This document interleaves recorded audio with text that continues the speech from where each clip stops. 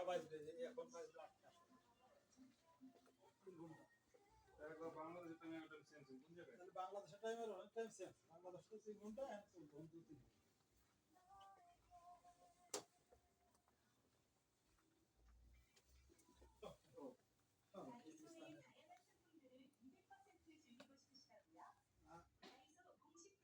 নিয়ম এক এক দেশে আছে, যদি নরওয়ে যাও তাহলে তোমার 19 ঘন্টা দিন আর 1 ঘন্টা রাত, তুমি কি আর বাকাও।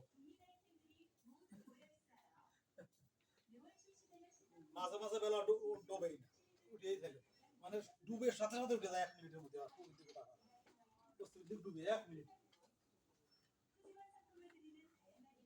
দিন মানে রাত।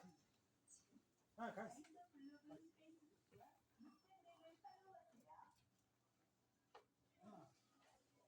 আছে